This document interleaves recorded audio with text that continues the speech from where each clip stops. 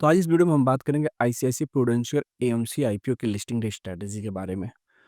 IPO का size काफ़ी बड़ा है और सब्सक्रिप्शन भी काफ़ी धमाकेदार आया था और ग्रे मार्केट प्रीमियम अभी भी ₹350 के आसपास सस्टेन किए हैं, जो कि मोटा-मोटी 16% के आसपास की जीएमपी इंडिकेट कर रहा है कि जीएमपी के हिसाब से अगर देखा जाए तो करीबन 16% के आसपास का दिख रहा है। मतलब एक लॉट में अगर आपको मिला है तो ₹2100 के आसपास का प्रॉफिट होगा।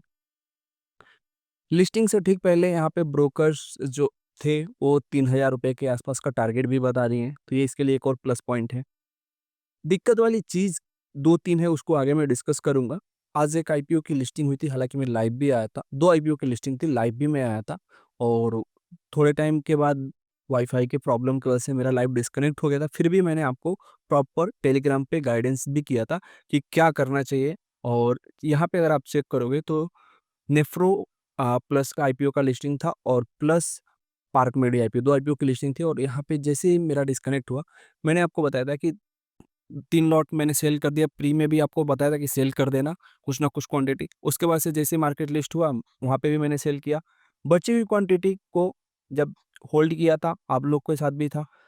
9 10 बज के 15 मिनट पे मुझे लगा कि यहाँ से मार्केट नीचे ही जाने वाला है और यहाँ से कुछ भी मोमेंट नहीं आ रहा था उसमें। फिर मैंने लिखा ऑल सोल्ड और जो पार्क मेडी में होल्ड किए थे जिनका लॉस भी हुआ था 162 का के आसपास बोला था कि आप 162 के आसपास 40% निकाल देना।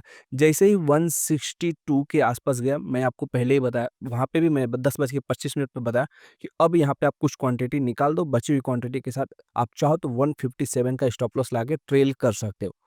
तो जिन लोगों ने किया उनको अच्छा खासा प्रॉफिट हुआ होगा और बाकी जो अभी भी होल्ड किए होंगे 8-10% के आसपास लॉस हुआ होगा।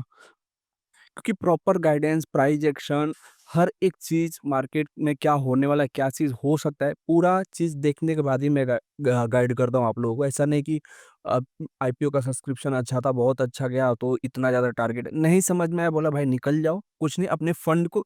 पहली चीज़ रहती है कि जो आपका कैपिटल है उसको पहले आप सेव करना सीखो। चाहे आपको गेन प्रॉफिट बुक करना तो दूसरी चीज़ हो गई, पहले आपका जो मेन कैपिटल है उसको सेव करो। 8% के आसपास का यहाँ पे अगर आप देखोगे, जस्ट इसके नीचे देखो करीबन 9% के सर्किट में बंद हुआ ये। अगर और मैं यहाँ पे बताया था कि 7 का 57 का स्टॉप लॉस था और ट्रेल करना था। जैसे ही ये आईपीओ कॉस्ट टू कॉस्ट या उससे ऊपर थोड़ा भी जाए, आपको निकल जाना था और मैं जैसे ही 10 बज के 25 मिनट पे मैंने आपको मैसेज किया कि निकल जाओ। अगर आप चेक करोगे यहाँ पे तो 10 बज के 25 मिनट पे मैंने जब ये 162 के आसपास आया, मैं बोला कि निकल जाओ आप यहाँ पे, क्योंकि वहाँ से वो प्राइजेक्शन ऐसा था कि वो इसको ज़बरदस्ती वहाँ तक ले गया गया। और उसके बाद से आप देखो क्या back to back selling pressure है और कल के दिन भी ऐसा नहीं है कि यहाँ पे बाइंग ऑर्डर लगी हुई है। अगर आपके पास होल्ड है तो कल के दिन भी अगर आप देखोगे जस्ट अ मिनट, हाँ, तो यहाँ पे अभी सिर्फ 1200 क्वांटिटी के ऑर्डर्स लगे हुए हैं। तो फ्राइडे को इसकी लिस्टिंग है आईसीआईसीआई प्रूडेंशियल का, तो इसमें भी लाइव रहेंगे, डेफिनिटली लाइव रहेंगे। चैनल को सब्सक्राइब कर लीजिएगा। अगर लाइव या कुछ भी डिस्कनेक्ट वगैरह होता है तो आपको टेलीग्राम पे प्रॉपर गाइडेंस मिलेगा। ऐसा नहीं स्टॉप लॉस भी मिलेगा, प्री में सेल करना है, नहीं करना है, लाइव 100% चांसेस है कि मैं लाइव रहूँगा। लेकिन किसी रीज़न की वजह से नहीं आया तो टेलीग्राम पे अपडेट मिल जाएगा आपको कि क्या करना चाहिए। अगर आप जितने मेरे सब्सक्राइबर थे, व्हाट्सएप ग्रुप पे आपके मैसेज आ रहे थे कि सर आपकी वजह से मैंने सेल कर दिया, इतने लॉट मिले थे और ऐसा नहीं कि इस आईपीओ को मैं आपको बताया था कि पार्क मेडी में आपको अप्लाई करना है। सिंपल सा जब ये आईपीओ का आखिरी दिन क्लोजिंग चल रहा था, आपको पूरा बताया था कि करना क्या है। अगर आप चेक करोगे तो मैंने सिंपल वे में बताया था कि भाई कि आपको जाना है नेफ्रो केयर के साथ, ज़्यादा सेफ है कंपेयर पार्क मेडी में। तो जितने लोगों ने यहाँ पे मेरे जो सब्सक्राइबर देख के अप्लाई किए होंगे नेफ्रो में, तो उनको 1000 या फिर ₹960 फ्री में निकाले होंगे, ₹960। अगर 10 बजे में कुछ बड़ा सा मूव आया था, करीबन 96 के आसपास गया था, वहाँ पे निकाले होंगे तो ₹1060 के आसपास का प्रॉफिट मिला था। तो ₹1000 मान के चलते हैं, मोटा-मोटी प्रॉफिट हुआ ही होगा। तो इसलिए इम्पोर्टेंट हो जाता है कि टेलीग्राम चैनल आप ज्वाइन करके रखिए। यहाँ पे ही लाइव आने का भी लिंक मिल जाता है। छोटी-बड़ी न्यूज़ जो भी अपडेट्स वगैरह रहती है, वो सारी चीज़ें मिलती रहती है। तो लिस्टिंग स्ट्रैटेजी के बारे में बात करते हैं। तो देखो, लाइव तो मैं आ जाऊँगा 9 एएम से पहले, ट्राई करूँगा 8:45 के आसपास आऊँ। वहाँ पे फ़ायदा ये होता है कि मार्केट को प्री में एनालिसिस कर लेते हैं कि क्या हो सकता है, करंट टाइम पे जीएमपी क्या चल रही है और मार्केट का बिहेवियर क्या चल रहा है। क्योंकि बैड न्यूज़ ये है कि 19 तारीख को बैंक ऑफ मतलब यहाँ पे देखोगे, जिस दिन अपने आईपीओ की लिस्टिंग है उस दिन बैंक ऑफ जापान का है, वो डिसीज़न लेने वाले हैं कि रेट ऑफ इंटरेस्ट इंक्रीज करने के लिए 0.75% के आसपास अगर ऐसा डिसीजन वो लेते हैं, अगर रेट ऑफ इंटरेस्ट इंक्रीज होता है, तो यूएस मार्केट, बिटकॉइन के साथ साथ अपने मार्केट में भी इम्पैक्ट देखने को मिलेगा। तो ये सिर्फ नेगेटिव पॉइंट इतना ही है, अगर रेट ऑफ इंटरेस्ट नहीं इंक्रीज करते हैं तो फिर हमारे लिए आईसीआईसी प्रूडेंशियल आईपीओ की लिस्टिंग के लिए पॉजिटिव साइन रहेगी। अब कुछ लोग के मैसेज आ रहा है कि क्या ये एलजी जैसा रिटर्न दे सकता था? तो देखो, एलजी जो आईपीओ था वो फेयर वैल्यूएशन पे आया था और उसमें इसलिए डिमांड था क्योंकि वो टेबल पे ऑलरेडी कुछ रिटेलर, कुछ इन्वेस्टर के लिए रखा था और ये ऑलरेडी ओवर वैल्यू है। उसके बाद भी इतना अच्छा सब्सक्रिप्शन आया, ऑलरेडी आपको 17% के आस समथिंग गेन मिल रहा है।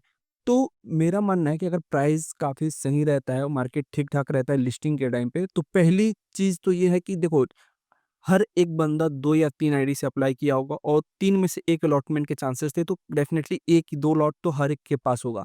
तो पहली चीज़ ये है कि आप रिस्क मैनेज करो। कम से कम कुछ ना कुछ क्वांटिटी का प्रॉफ़िट जो है आप पहले बुक करो। उसके बाद से एक लिमिटेड स्टॉप लॉस के साथ ट्रेल करेंगे और ये चीज़ मैं लाइव में आपको गाइड करूँगा क्योंकि कुछ लोग यहाँ पे जो नए हैं उनको भी ईज़ी अलॉटमेंट था तो उनको भी अलॉटमेंट मिला होगा, उनको सेल करने नहीं आ रहा होगा, स्टॉप लॉस कैसे ट्रेल करते हो उनको ये नहीं पता होगा, प्री मार्केट में जो लिमिट ऑर्डर है उसको कैसे सेल करते हैं, प्री मार्केट का टाइम क्या रहता है, ये सारी चीज़ें उनको नहीं पता होगी। बाकी जो जिनको पहले आईपीओ मिल चुका है उनको तो सब चीज़ पता होगा, लेकिन कुछ लोगों को नहीं पता होगा टिपिन वेरीफाई कैसे होता है, तो उनके लिए मैं लाइव भी रहूँगा और लाइव में पूरा गाइडेंस दिखा, लेकिन पूरा का पूरा प्राइस एक्शन पे गेम इसमें भी होने वाला है। और यहाँ पे उम्मीद की जा रही है, मार्केट एक्सपेक्ट कर रहा है कि 15 टू 20% का गेन इस आईपीओ में मिल सकता है और ग्रे मार्केट प्रीमियम भी अभी सस्टेन है। अगर आप देखोगे तो ग्रे मार्केट प्रीमियम अगर ऐसा कुछ रहता है तो अलॉटमेंट के दिन या फिर उस जब जिस दिन इस आईपीओ की क्लोजिंग होती है वहाँ से ग्रे मार्केट प्रीमियम में गिरावट देखने को मिलती है। लेकिन अभी जब देखा जाए तो 150 से 119 से ग्रे मार्केट प्रीमियम लगातार इंक्रीज होकर अभी 350 है। 380 का हाई भी लगा था अभी थोड़े टाइम पहले, आज ही के दिन 380 का हाई भी लगा था। लॉन्ग टर्म के लिए ये स्टॉक अभी देखो, लॉन्ग टर्म के लिए थोड़ा-सा प्राइस का करेक्शन हो जाने दो, एक बार प्राइस सेटल हो जाए। क्योंकि लॉन्ग टर्म आप लोग चिल्ला रहे थे कि एनएसडीएल के आईपीओ में भी लॉन्ग टर्म बोल रहे थे। आपको मौका मिला एनएसडीएल में, लेकिन अभी कोई एनएसडीएल में नहीं ले रहा है। जब ये अपर सर्किट जा रहा था 16-17 के 100 के आसपास आया था, तो काफ़ी सारे लोग अपने पोर्टफोलियो में ऐड करने की बात कर रहे थे। लेकिन अभी जब वो स्टॉक 950 1000 के आसपास है, तो कोई नहीं उसकी बात कर रहा है। सेम मीशो के साथ भी हुआ था कि मीशो को ऐड करना है। मीशो जब लोअर पे आया था तो कोई नहीं ले रहा था और आज 2 दिन अपर सर्किट गया, आज 20% के अपर सर्किट में है, तो कुछ लोग बोल रहे हैं कि क्या अब लेना चाहिए कि नहीं लेना चाहिए। तो थोड़ा इस आईपीओ में जो मेरे मानना है कि पहले इसके प्राइस का करेक्शन हो जाने दो एक बार। जो लिस्टिंग जो है, बबल्स है, उसको खत्म हो जाने दो क्योंकि 1, 2 दिन, 3 दिन तक इसमें मोमेंटम रहेगा। उसके बाद शांत होगा, प्राइस में करेक्शन आएगा, देन आप उसको बाय कर सकते हो।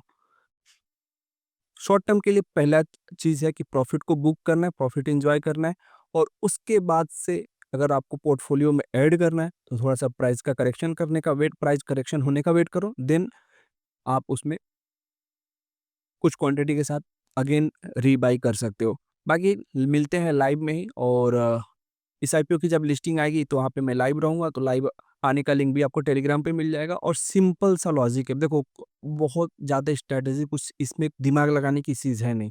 हमें उम्मीद थी 10% का, अगर हमें मिलता है 15 से 20% प्रॉफ़िट बुक करो, निकल जाओ।